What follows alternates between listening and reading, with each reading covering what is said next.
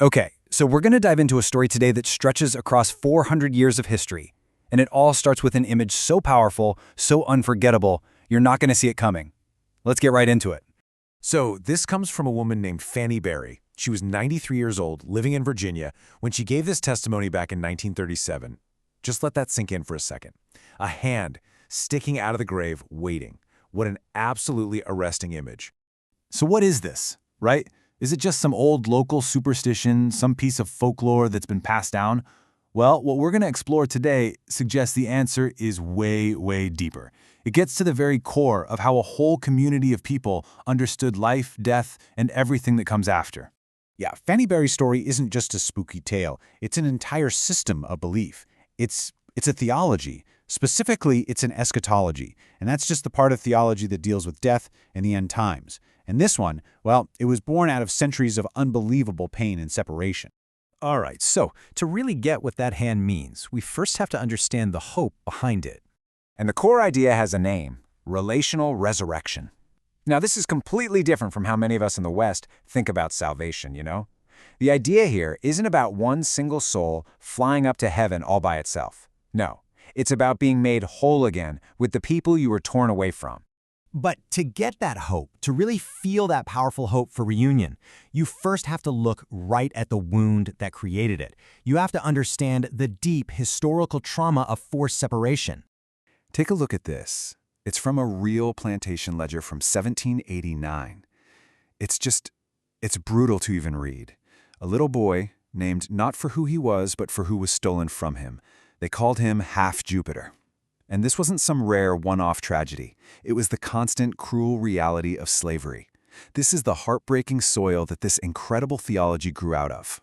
And this timeline, wow, it just shows you how powerful and long-lasting this belief is. You can draw a straight line from Half Jupiter back in 1789 to Fanny Berry telling her story in the 1930s to a famous sermon preached in the Jazz Age, all the way to a Zoom call happening in our own time. This is not some dusty old idea. And listen to this. It's another testimony. This one from a woman named Laura Stewart. She couldn't see her brother, but she could feel him. I mean, think about that. This wasn't just a memory or wishful thinking. This was a statement of faith. It was a deeply held belief that their bond was so real, so strong, that not even the slave trade could truly break it, and not even death could stop their reunion. Okay, so how does this really personal hope become something bigger, something formal, something preached from the pulpit? This wasn't just a feeling people kept to themselves. It became a powerful shared conviction for the whole community. Look at this number, 27. What's that? That's the number of printed twin sermons that have been collected from just a 60-year period between 1880 and 1940. So you see, this wasn't some obscure niche idea. It was a well-known, formalized tradition. It was a whole genre of preaching. And this is the key difference, right here. On one side, you have this very common individualistic view of salvation. You know, my soul goes to heaven.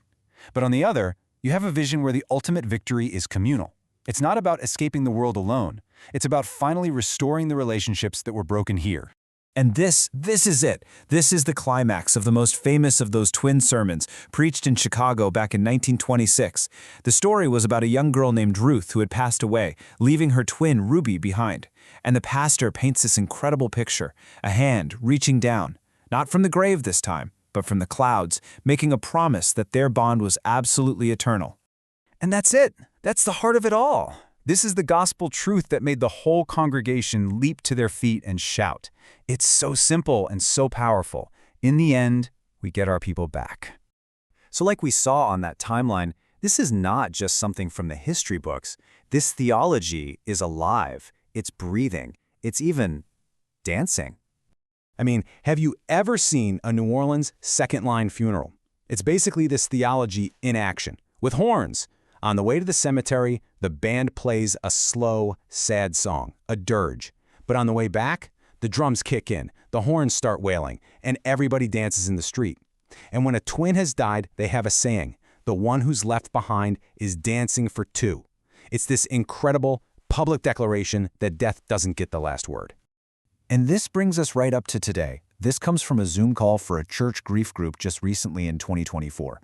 A woman named Keisha was talking about her twin brother who she lost to COVID. And she told everyone she woke up one night and saw him there, and he just gave her this simple, powerful message. Now get this. There were 43 other people on that Zoom call. And when Keisha finished telling her story, you know what happened? Nothing. Nobody blinked. Nobody questioned her. Nobody called it a weird dream or a superstition. Because in this tradition, that kind of spiritual experience, that feeling, that connection that just laughs in the face of death, it's not an anomaly. It's not weird. It's a normal, expected part of faith and life. It's just Tuesday. Okay, this leads us to one last, really profound piece of this whole thing. What is the role of the person who's left behind? I mean, listen to this quote. Just wow. The one who stays behind becomes the living Ark of the Covenant. Think about that. The survivor isn't just a mourner, they are a physical, walking container of a holy promise, the promise that the relationship, that the bond endures forever. So you see, their very life becomes a sermon. They aren't just grieving. They are a walking, breathing prophecy.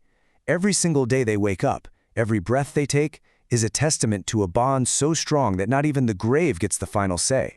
And so that leaves us with this final question to chew on. So often we think about salvation as a kind of escape, but this tradition, born from the deepest pain imaginable, it offers us a totally different vision. What if heaven isn't about leaving everyone behind?